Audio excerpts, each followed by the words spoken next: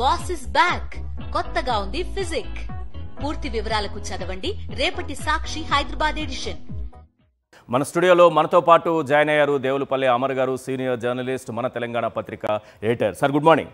Good morning. Maharashtra చాలా కీలకమైంది. రెండు రాష్ట్రాలు జరిగిన, జార్ఖండ్ జరిగిన, మహారాష్ట్ర పైన అందరి చూపు ఇప్పుడు కనిపిస్తోంది.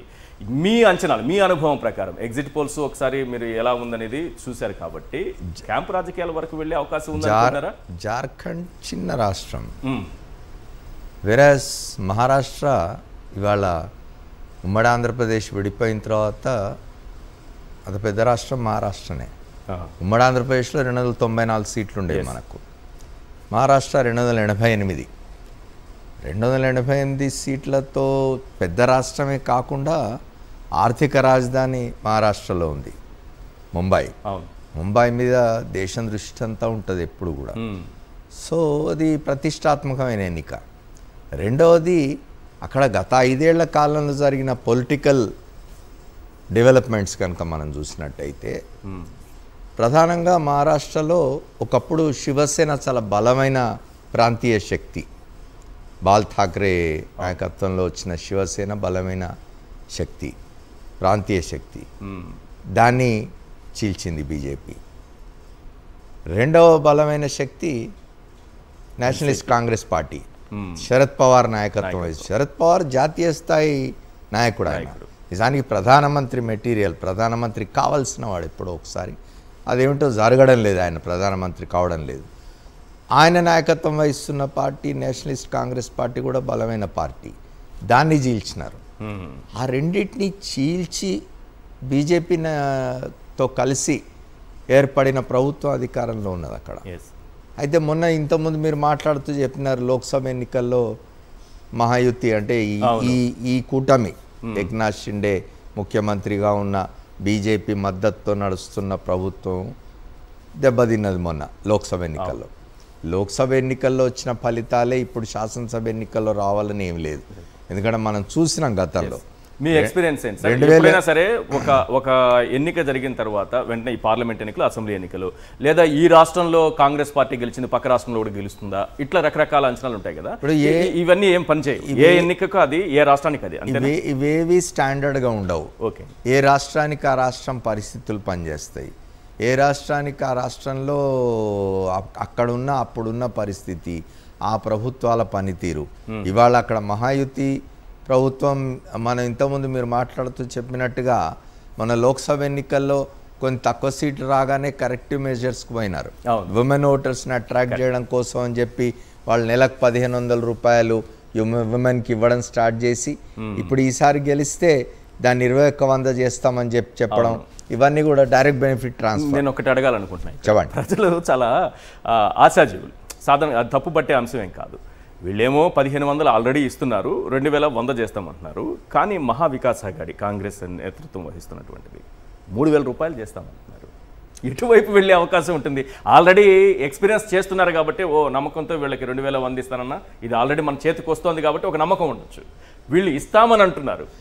దీనికి పోలిక సిమిలర్ ఇది ఇటీవలి కాలంలో జరిగిందే, మన కళ్ళ ముందు జరిగిందే ఆంధ్రప్రదేశ్ ఉదాహరణ ఉన్నది. ఆంధ్రప్రదేశ్లో జగన్మోహన్ రెడ్డి ప్రభుత్వం డైరెక్ట్ బెనిఫిట్ ట్రాన్స్ఫర్ ద్వారా 5 ఏళ్ల కాలంలో 2.5 లక్షలకు పైగా కోట్లు వాళ్ళు డైరెక్ట్ బెనిఫిట్ ట్రాన్స్ఫర్ ద్వారా ప్రజలకు ఇస్తే కూడా అంతకంటే ఎక్కువ ఇస్తాం మేమని చెప్పిన తెలుగుదేశం కూటమిని నమ్మిపోయినారుగా ప్రజలు. సో ఏం జరుగుతుందని చెప్పాలంటే ప్రజల్లో ఎటువంటి అభిప్రాయం ఉన్నది ఇన్కంబెంట్ గవర్నమెంట్ పట్ల, లేదా ప్రజలు ఎట్టు మొగ్గుతున్నారు, ఎవరి మాటలు నమ్ముతున్నారు. చాలాసార్లు మాయ మాటలు కూడా నమ్ముతారు ప్రజలు అమాయకంగా. ప్రజల్ని తప్పుపట్టాల్సిన అవసరం లేదు, ఆశ ఉంటుంది. ఎందుకంటే ఇవాళ భారతదేశంలో మనం అంతరాలు చూసినట్టయితే పేద ధనిక వర్గాల మధ్య పెరిగిన అంతరం, పేదలు పేదలుగానే ఇంకా మరింత పేదలుగా అయిపోతూ ఉండడం, ఒక స్మాల్ సెక్షన్ ఆఫ్ సొసైటీ, ఒక సమాజంలోని ఒక చిన్న వర్గం అత్యంత సంపన్న వర్గంగా తయారవుతున్న క్రమంలో ప్రజలకు ఇట్లాంటి ఆశలు ఉండడంలో తప్పులేదు.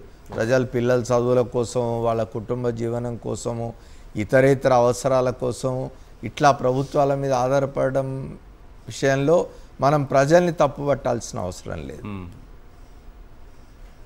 ఇప్పుడు ఈ ఎన్నికల ఫలితాలు ఒకవేళ బీజేపీ మహారాష్ట్ర జార్ఖండ్లో గెలిస్తే బీజేపీ నేతలు ఎన్డీఏ కావచ్చు, అక్కడ కూటమిలు కావచ్చు, లేదా కాంగ్రెస్ నేతలు, ఈ రెండు పార్టీలకు సంబంధించి దేశవ్యాప్తంగా ఏమైనా మార్పులు చేర్పులు అంటే ఒక బలమైన శక్తిగా బీజేపీ రేపు పూర్తి స్థాయిలో ఈ దేశాన్ని మొత్తం కబలించిన శక్తిగా కనిపించబోతుందా, లేకపోతే ఓడిపోతే కాంగ్రెస్ పార్టీ మరింత బలహీనపడిపోయే దీంతో ఈ ఫలితాలతో మరింత బలహీనపడే ప్రమాదం ఇప్పుడు ఏం జరుగుతుంది?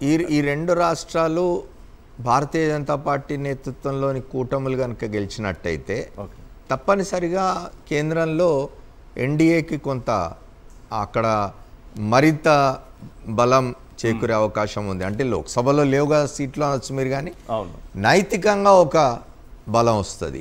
అంతేకాకుండా ఏమిటి అని అంటే ఇప్పటివరకు మీరు లోక్సభ ఎన్నికల్లో చూసినారు. మొన్న లోక్సభ ఎన్నికల్లో భారతీయ జనతా పార్టీ గొప్ప విజయం ఏం సాధించలేదు. నిజానికి 2019తో పోలిస్తే 2019లో 300 పైగా సీట్లు వచ్చినాయి భారతీయ జనతా పార్టీకి సొంతంగా. అంటే భాగస్వాముల అవసరం లేకుండా తానే సొంతంగా ప్రభుత్వాన్ని ఏర్పాటు చేయగలిగిన స్థితిలో 2019లో గెలిచింది. 2024కి వచ్చేసరికి బొట్టాబొట్టి 240 దగ్గర ఆగిపోయింది. ఇంకా కొంచెం ఇది జరిగి ఉంటే అసలు తారుమార అయ్యేవి ఫలితాలు. ఇప్పుడు తన కూటమిలోని పార్టీలు కానీ సపోర్ట్ చేయకపోతే పరిస్థితి ఏంటనేది ఇప్పుడున్న పరిస్థితుల్లో తప్పనిసరిగా కూటమిలోని అన్ని పార్టీలు కాదు, ఒక 2 పక్షాల మీద ఆధారపడాల్సిన పరిస్థితి ఏర్పడింది. ఒకటి తెలుగుదేశం పార్టీ ఆంధ్రప్రదేశ్లో, రెండవది బీహార్లో నితీష్ కుమార్ పార్టీ. ఈ 2 పార్టీల ఆధారపడి వాళ్ళు ఈ ప్రభుత్వం నడుపుతూ ఉన్నారు. ఆ 2 పార్టీలు కొంత వీళ్ళను ఆర్మ్ ట్విస్టింగ్ చేయగలిగిన స్థితిలో ఇవాళ ఉన్నాయి. మహారాష్ట్ర గెలిచిన తర్వాత ఏమవుతుందంటే భారతీయ జనతా పార్టీకి ఇంకొంత నైతికమైన ఇది రావచ్చు. రేపు ఎట్లా ఉంటాయి పొలిటికల్ డెవలప్మెంట్స్ అనేవి చూడాలి. ఎందుకంటే పాలిటిక్స్ అనేవి స్టాటిక్ కాదు, అంటే అవేవో అంటే చలనం లేనివి కాదు. Politics are dynamic. ఎప్పుడు కూడా పాలిటిక్స్ రాజకీయాలు ఎప్పటికప్పుడు మారుతూ ఉంటాయి. ఇవాళ ఉన్న కాంబినేషన్స్ రేపు ఉండకపోవచ్చు, రేపున్న స్నేహాలు ఎల్లుండి ఉండకపోవచ్చు, మారవచ్చు.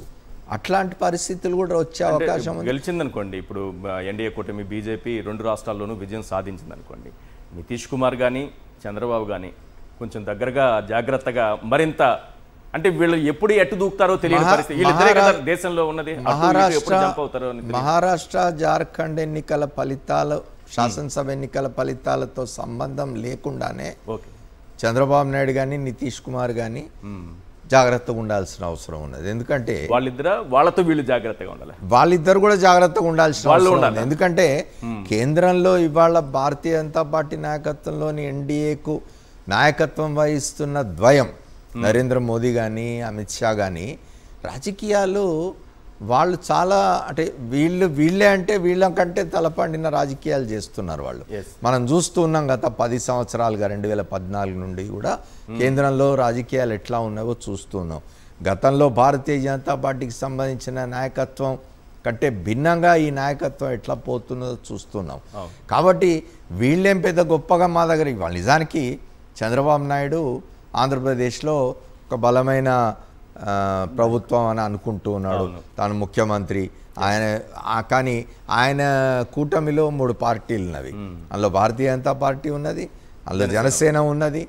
ఎవరు ఎప్పుడు ఎట్లా బిహేవ్ చేస్తారు, ఎవరు ఎటువంటి నిర్ణయాలు తీసుకుంటారు, నేను చెప్పాను politics are not static, they are dynamic. కాబట్టి ఎప్పుడు ఏం జరుగుతుందో చెప్పలేం. కాబట్టి ఇక్కడైనా బీహార్లో నితీష్ కుమార్ అయినా జాగ్రత్త. ఎందుకంటే మీరు చూసినారు, ఇంత మహారాష్ట్ర ఉదాహరణ చెప్పినాను నేను. మహారాష్ట్రలో శివసేన ఎంత బలమైన ప్రాంతీయ శక్తి అనేది మనం చూసినాం. దాన్ని కూడా నీరుగార్చి, దాన్ని కూడా కకావికలు చేసి, దాన్ని చికాకుపరిచి, దాన్ని స్ప్లిట్ చేయగలిగిన శక్తి ఇవాళ కేంద్రంలో భారతీయ జనతా పార్టీకి నాయకత్వం వహిస్తున్న వాళ్ళలో ఉంది. కాబట్టి ఏం జరిగినా ఆశ్చర్యపోవాల్సిన అవసరం లేదు.